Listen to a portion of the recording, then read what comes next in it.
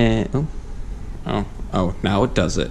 Anyways, hello there, and welcome to other stuff. Okay, so before we get started, with all of this, I just need to see what you would think if I started up a Patreon and stuff like that. So if I can get you to comment down below if I should do it or not. There's reasons why I would start one up, but I kind of want to just see what you would think. Anyways, moving on. Alright, so this one was suggested by somebody to kind of just show what gear I'm running, and then after that we'll follow up with the attachments I use. That one was suggested by Dex.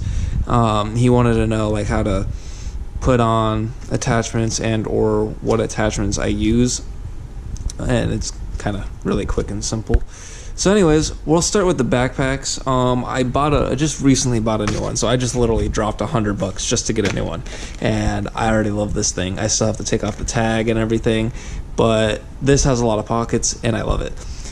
This one is my tack vest, as you may have seen me wear it in person and whatnot, even in other previous videos too.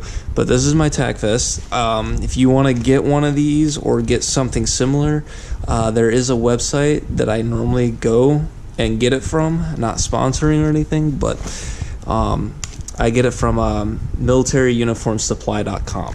So if you want to get it from there, there's multiple different ones that they have. I just prefer this one just because of the fact that everything is inside this vest that I need. Alright, moving on. We got my trusty 1911. It's in a right-legged holster. If you want to specify which holster you want to use for your specific guns, I got this off of Amazon, and all I did was look up Airsoft 1911 right leg holster. So if you have something like a Glock or whatever for your airsoft gun, definitely check out, see if Amazon has anything. If they don't, you can always check out Airsoft Station or Airsoft Junkies. They have some pretty good stuff. Another one is my left-legged holster. My left leg holster here carries my 8-round revolver. It's kind of hard to see, but it carries the 8-round revolver that you've seen me a few times use in the field. I like to use it here and there, and it's actually quite nice. I got the leg holster at the place I play at, and it was the last one. I was actually originally using that with my 1911, but yeah, when I got the revolver, I was like, fuck, is it gonna fit in my leg holster? Is it gonna fit in my hip holster? Because I have a hip holster as well. I don't really use it anymore, but I'm pretty sure I'll eventually have a reason to use it, just not right now.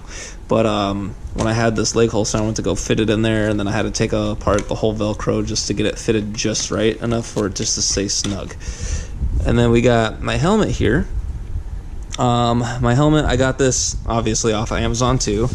This was a good like $60 at the time, but one of my team members, he went to go and take a good look at it, and it was back up to 100-something bucks. But this helmet actually does work. It does not fog up. It's got metal mesh around the mouth and jawline parts, even some parts of the forehead, and then it's got the safety goggles. I do advise that if you're gonna get something like this, be prepared for the weight, and also you might want to tighten the screws on the side.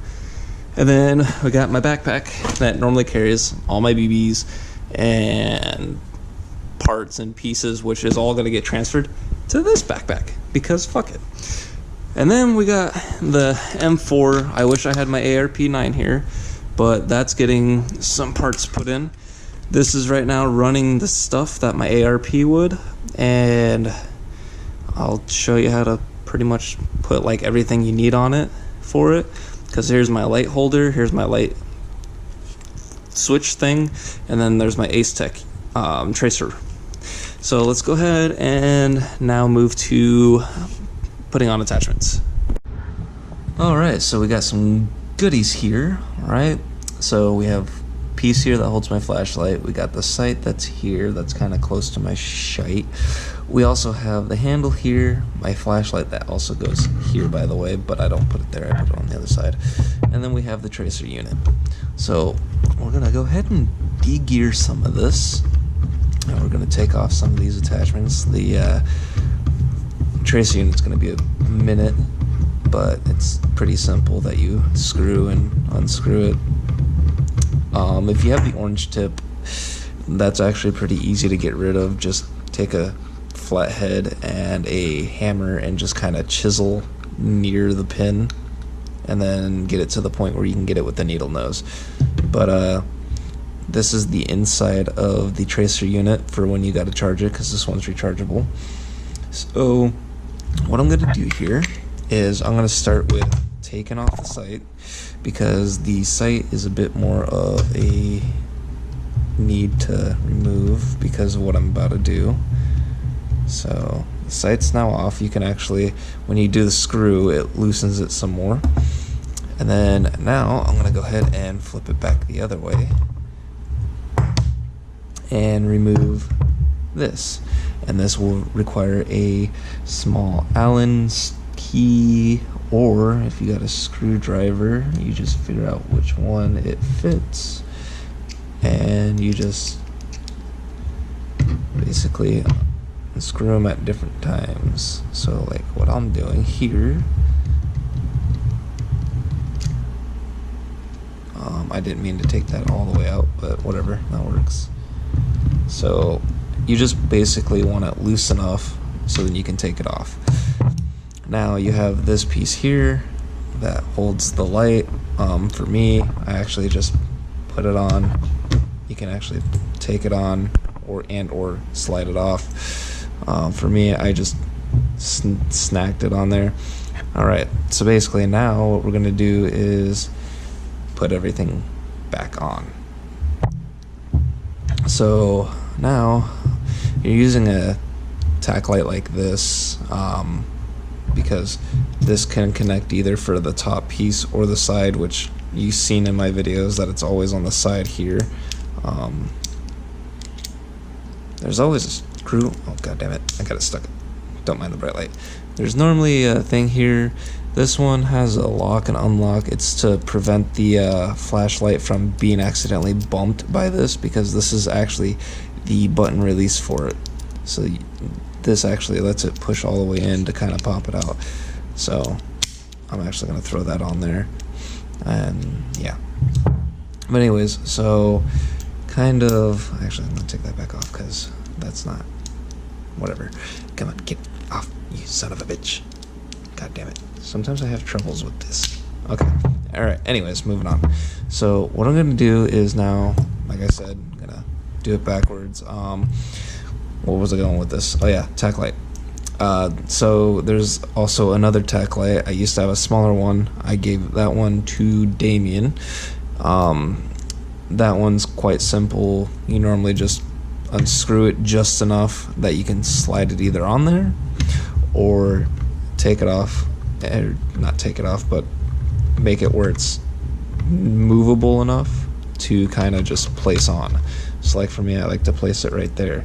Now when it comes to these iron sights, you can take them off at any kind of like of your leisure.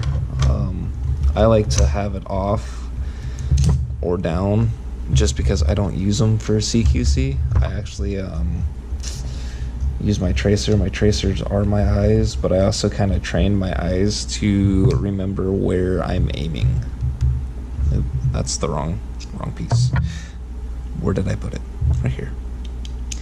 So basically, if you're like using a slide rail piece that actually has to get slid on, you will want to take off the iron sight. You don't want to try to force it on there. But if it's a easy screw, then yeah, feel free to take it completely off like that.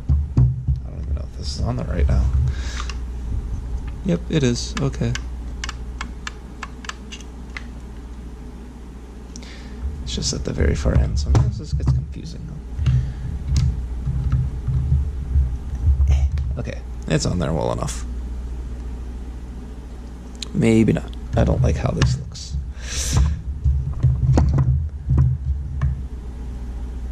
That's why.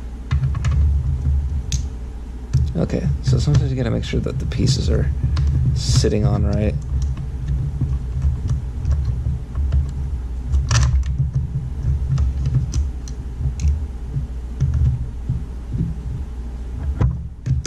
This may take me a minute.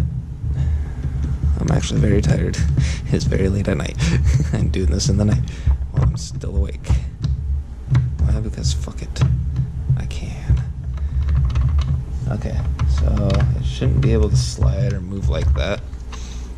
So that means I still gotta tighten it some more. Perfect. Fine by me. I can do that. Honestly, if it comes off, it comes off. I don't care. Which actually, I can probably take it off because I don't even need these sights. Why did I even put it back on here in the first place? The struggle is real sometimes. I'm very indecisive when it comes to this kind of stuff. Like, I don't even need this back piece, but whatever. So anyways, what you're going to do is you're going to find a placement for your light, really. You kind of want to see, like, okay, I want to have my hand here while this is doing this here. So, like, I like to have this kind of back enough where I can do this still, but where this is also still connecting to the light and still out of my way of the finger for the trigger. That, or if I'm like doing this with it, then this can kind of help where you can kind of see that I'm pressing it. Alright, moving on to continue putting this stuff back on. So basically what I'm going to do is, because this stuff slides on pretty easy, I don't really have to worry about sliding it back on the rail. But you can just simply get everything kind of positioned where you want it, or where you want to need it. I'm actually going to move this a little bit more forward just because of the fact that I took off the iron sight now, and it should sit a little bit more comfortably. And again, you kind of want to make sure that oh, fuck off, screw. You kind of want to make sure that everything is snug. I forgot to mention the tack light that I use, I think. The tack light that I use is an Olight Odin. It's got 2000 lumens, and yes, it's bright as shit, but that's why I like it. I could have went with one that was 3100 lumens, but I figured that'd be a little too much for people's eyes in the arena. And like, I thought that, 2000's bright enough. It's enough to leave like no trace of a silhouette of me. But anyways, also, I forgot to mention clothing that I wear when I go in there. It's really basic as fuck. I'm gonna put this on later, but this goes back on the barrel. I gotta charge it. But anyways, so the fuck clothing I basically wear in there is a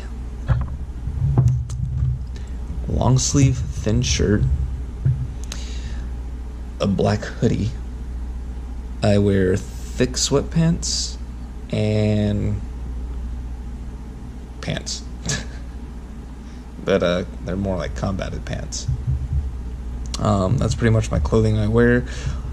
If you are wanting to search for like gloves to wear, I advise to use mechanic gloves. They actually can save you your hands better than actual airsoft gloves. I have another pair of gloves that I have that I wanted to try out that were airsoft gloves, and yeah, no, the BBs hurt worse with those on than they did with the mechanic gloves. So if you want to protect your hands as much as possible, mechanic gloves are the way to go. Other than that, everything else is here is pretty much done. I gotta get stuff ready. So yeah, I hope this helped you a little bit, and with my tiredness. Yeet.